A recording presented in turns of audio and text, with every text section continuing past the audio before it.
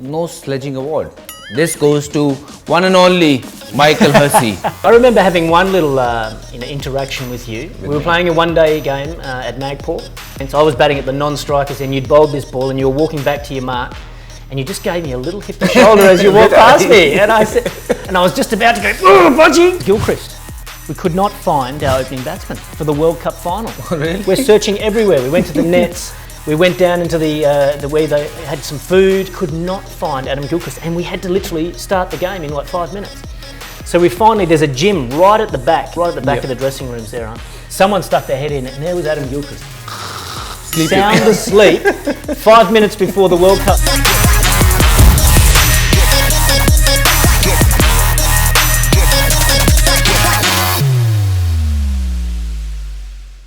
Hi guys, welcome back to Quick Heal Bhajji Blast. Today I have the privilege to announce a very special award. This guy has won a lot of awards, but this is a very special and unique one. So this is called no Sledging Award. This goes to one and only Michael Hussey. Yeah, it's hard to believe that Australian can get this kind of award. But Huss, Bhajji, lovely to have you here. Thank you. For no sledging all these years. Well, I don't know what to say. I'm thinking, am I really an Australian if I can receive such an award like this? I think we're brought up to do a bit of sledging, but I can honestly say that I don't sledge, and the reason why is when I was younger, I did sledge 2 people, and I can't remember their names, but the first guy that I sledged, he scored 150, and the second guy I sledged scored 200. So I thought, right, I think I'm going to retire from sledging straight away, but to receive this award from you, is a great honour. You were pretty good at the sledging though, I must admit. You could never win this award. I've learned from you guys, not from you, but... I remember having one little interaction with you. We were playing a one-day game at Nagpur, and you didn't say anything to me. The game was getting a bit tense. I was batting at the non-strikers, and you'd bowled this ball, and you were walking back to your mark, and you just gave me a little hip and shoulder as you walked past me, and I was just about to go, "Oh, Bhajji!" But I thought, no, he wants to get a reaction. He's trying to put me off my game, so I bit my tongue and didn't bite back. But I thought, thank you. You are a crazy little man. Yeah, you guys made me what I am, man. I always felt Australian are like this. They are very rude. And when we played with each other for Mumbai Indians, I got to know him. He was such a lovely guy, and it's always nice to see him. Pleasure to have you on this show, and we'll talk a lot of cricket, a lot of family, a lot of good things on this show. Mr. Cricket, where that word has come from, and do you like being called Mr. Cricket? I guess you can be called a lot worse, which you probably did over the years, but no, I don't like it because I don't think I deserve it. I think other people out there deserve it way more than me, but it actually started in England. I was playing county cricket for Durham, and we were playing at Old Trafford against Lancashire. And it was one of those typical cold, wet, miserable days. No one wanted to be there except for me. I was loving it. I was batting and I was charging between the wickets and diving and calling and seemed right into the match. And Freddie Flintoff was playing for Lancashire, and Brad Hodge was the overseas player there as well. And so Freddie Flintoff turned to Brad Hodge and he just said, "This guy loves cricket more than anyone I know. He must be Mr. Cricket." And that's how it started. And Brad Hodge brought it back to Australia, and unfortunately it stuck from there. But that's the right name for you. How many World Cups do you have in your back pocket? Just one. 2007 World Cup in the West Indies. I didn't play much of a role at all. Batting down the order, our team was just unbelievable. Matthew Hayden was scoring runs, Ponting, Clark, Simons. Gilchrist made 149 in the final, so there wasn't much work for me to do actually. I could just sit back and enjoy the Caribbean. But it was a long tournament as I remember, and so we had a lot of time. For us it was very short. We only played 2 games. Yeah, no, I still remember the final vividly. So Adam Gilchrist had been scoring 20s and 30s throughout the tournament, but hadn't gone on and scored a big one, and there was rain on the morning of the final. And so we were waiting to play, and the next storm would come through, and then it'd clear, and then another shower would come through, and anyway, literally after about 3 or 4 hours of raining, it stopped, and the umpire said, "Right, we're out there. Australia won the toss, we're batting. Where's Gilchrist?" We could not find our opening batsman for the World Cup final. Oh, really? We're searching everywhere. We went to the nets. We went down into the where they had some food. We were looking everywhere in the dressing room. We could not find Adam Gilchrist, and we had to literally start the game in like 5 minutes. So there's a gym right at the back of the dressing rooms there, aren't? Someone stuck their head in it, and there was Adam Gilchrist. Sound asleep 5 minutes before the World Cup final started on the bed, and so we had to shake him. Gilly, wake up! He went out and smashed 149 in the final. Cricket standards, over the years, I think have gone down. Australian team is not the same Australian team. New Zealand team is not the same New Zealand team, or so is the England team. Whereas Indian team has gone really, really up. The other countries are also picking up, like Canada, USA and Afghanistan. It's a very, very good question. And it's difficult to answer. I don't think you should sell yourself short either by saying the Indian cricket team's got better than the one of the past. Like that Indian cricket team that had Sachin, Rahul, Laxman, Ganguly, Harbhajan, yes, thank you. Zaheer Khan, that was a pretty amazing Indian team. Throw MSD in there as well. The competition was really tough, when we played against South Africa, Australia, it was like, it's not easy. Yeah. We have to play 5-day good cricket to win a test match. But nowadays, I don't see any batters who actually have the patience to bat 5 days and make the... I think T20 cricket's had a lot to do with that. And don't get me wrong, I love T20 cricket, and I think it plays an important role in getting to help young kids to fall in love with the game, get girls involved in cricket, families and things like that. It is important. But I do think that it has had a bit of an impact on the techniques of the players, especially the batsmen.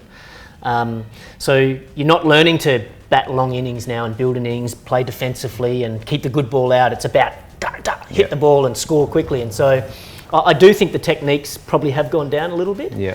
And where India are probably at the top of the game at the moment, they've still got players playing that still have good techniques. Even I look in Australia, we've got a lot of our players have got unusual techniques. Even our best player in Stephen Smith, he walks around the crease, he's got a funny pickup, it's an unusual technique. So that's going to hold them in good stead for no matter what format of the game they play. I agree with you. I think it's important for emerging nations to come up. Afghanistan's doing well. What even lovely Ireland. spinners they have. I'm glad I'm not facing them. That's for sure. They're so good.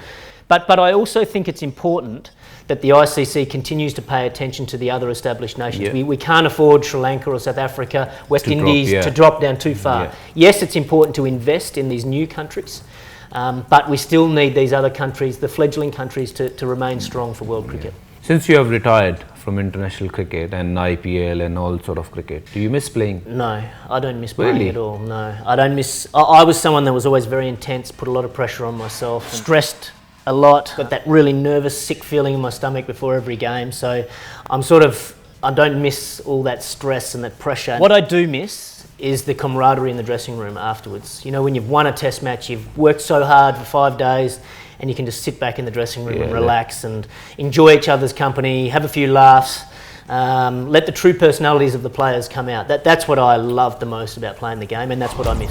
Hussey, you got 4 kids. Well done, mate. It's a good effort considering away from home pretty much 10 months of the year. I've got 2 boys and 2 girls. The 2 boys are cricket mad. My 12-year-old son plays lots of cricket. He's a bit of an all-round. He doesn't listen to me at all. He sledges too much. I keep telling him off for that as well. So I'm trying to teach him the right ways to play the game. But I'm finding it very challenging. So where is he getting the lessons from? I think his schoolmates. I listen to his schoolmates. So everyone sledge in Australia, is it? I think it's... It must be in our DNA or something like that. I don't know. I'm questioning whether I'm actually Australian. What's your take on technology coming into cricket? Is this something which is taking the game forward? Personally, I actually like the technology because I think there's so much on the line for the players. Their careers are on the line. It feels like every game. And so we want to get as many correct decisions as possible. However, I'm still not 100% sure that the technology is completely accurate. And I know that's probably something one of the like reasons. DRS, when you take that, sometimes you feel ball is not going to bounce that much, but that shows the ball is bouncing way too much. That's right. So, and I think that's one of the reasons why the Indian team were reluctant to use the technology for such a long period of time. And I agree with that. I'm not sure, it's definitely not 100% accurate. And what's the error involved here? So I like the technology in that we want to get more correct decisions, but I want the technology to become more accurate. So that's what I'm hoping. But isn't it taking a lot of things away from the game? Like umpires who are standing there, they have nothing to do. They just watch no ball. And even if there's a no ball, they'll still ask the third umpires. I still think there's a huge role for the umpire to play. They've got to try and make the call as they see it, but we're trying to help them as well. Like, it's very difficult for an umpire to make his decision split second, see the foot, and then make the decision. It's hard to get it right every time. So let's try and help them out with the technology. I'm in favour of that. But we need to respect the umpires as well, because it's a tough job, a thankless job really. Yeah. And if they do get one wrong, the commentators, they replay it and they talk about it for... And we complain about it. That's right. We don't see you on social media. It's a big thing nowadays. Everyone is on social media, on Instagram, Twitter and Facebook page, and to all the Tinder. You know what Tinder is? I've seen Shane Warne on it, yeah. Really? What are you doing, Warnie, on Tinder? He's just talking and going like this. I said, what are you doing? Why are you not on any of these? I've actually just joined. I've finally jumped into the 21st century. Initially, I didn't like being on social media, because I don't know what it's like here in India, but in Australia, when you were playing, I would see the players on social media and they were just getting abused all the time from the fans, saying, you're hopeless, you should be dropped, all this sort of stuff. And I thought, well, I don't want to read this stuff, so I didn't bother going on it at all. But now I've got a 14-year-old daughter, and she wants to be on Instagram and all this sort of social media stuff, so I thought, I better learn how it all works. So I've literally just joined while I've been here in India on this IPL. I've got a Twitter and Instagram handle. Tinder? No Tinder, no. I'm happily married, mate. So I'm happy there. But I'm Hussey 393. So 393. That's your test number, right? Yeah, that's correct. 393. So if you want to follow me, I am following you, sir. You are? Yes, I am. I'll have to follow you. Are you? I don't know. I'm not following you at the moment. You don't need to follow me. No, I will. I must admit, I'm really enjoying Twitter. I've got my learner's plates, but hopefully I don't make any too many mistakes. But we'll see. You won't. You have never made any mistake on the field, off the field. A lot of people know Mr. Cricket, Hussey, and he has got another name, Mr. Morris. So where did that come from? It was given to me by Nathan Horrocks, actually. As you might know from playing against me, I was always a serious player, very serious and intense and putting a lot of pressure on, and that's the way I played the game. But then after the game's finished, that's when I used to like to relax. You were a happy man. Happy. All the stress is gone, the anxiety's gone, and so I was the life of the party, telling jokes and singing to music, and I wouldn't say I'd dance very much, but I'd led the team song when we won a test match. So Nathan Horrocks said, who is this guy? This is not Mike Hussey, this must be Maurice Hussey. Unfortunately, that nickname stuck as well, and so it's my alter ego, I guess. When I'm not the serious Sam, I'm Maurice. I remember one of the game, Huss, you batting against Saeed Ajmal. I think, it only happens once or twice in your career, but when everything just falls into place, no matter what you do, just turns to gold. That was just one of those days. It just happened to be that we needed 50 odd runs off the last 3 overs. Yeah. So we were going to lose. So I just said, how I said I'm always stressed and tense? Well, I was like, we're going to lose. I might as well just have a swing and see what happens. And it's funny when you take that pressure off yourself and just go for it, it can sometimes work in your favour. And it got down to the last over. We still needed lots of runs. 20 odd, right? Off Ajmal, I think. Who, as I said, I hated facing him. He was horrible to face. But there was a shorter boundary on the leg side, and there was a big, strong wind. Yeah. And I thought, I'll just have a go and see what happens. And it's just, if you just get it up in the wind, it just kept travelling. Yeah. And so, as I said, it was just one of those days where everything just fell into place. You hit him for 3 sixes in the last over. Something like that, yeah. But it was a great feeling inside. I was watching that game. I was like, wow. Because Ajmal was one of those guys who was difficult to hit. With his pace. Yeah, he was difficult. Were you going for Australia or were you going for Pakistan in that? Me? Yeah. Australia. Were you? Yes. I always support the team who plays against Pakistan. I thought that might be the case. Before you go, we have a very interesting thing, rapid fire. Okay. I'm going to ask you a few things. Big Bash or IPL? IPL's better comp. Who's good? Ricky Ponting or MS Dhoni as captain? They're both good. You have to choose one. I have to choose one? Yeah. Oh man, that's a tough one. Where are we? We're in India. I'll go MS Dhoni. Okay, Australian beer or Punjabi lassi? Beer. Big Bash hooter or Chennai Podu? Whistle poru. IPL cheerleaders or Australian cheerleaders? I was with the Sydney Thunder. Yeah, we had the Thunderettes. I'll go for Australian ones. Really? Yeah. Sachin Tendulkar or Don Bradman? Oh, Don Bradman. Yeah. Jasprit Bumrah or Michael Stark, death bowler? Well, Mitchell Stark's injured at the moment, so I'll have to go for Jasprit Bumrah. Marina Beach or Melua Beach? Malaloo Beach. Malaloo. Malaloo, that's my favourite Malaloo beach. Yes. Okay, in sledging, Harbhajan Singh or McGrath? Got to be McGrath, man. Nah, his weren't that intelligent. I really enjoyed, you didn't have to say anything, but that little tip and shoulder, it was just clever. Okay, why do people call McGrath a pigeon?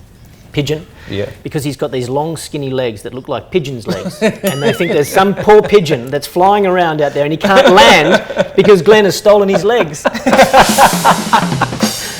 Well, anyways, thanks, Mr. Hussey. You're on fire.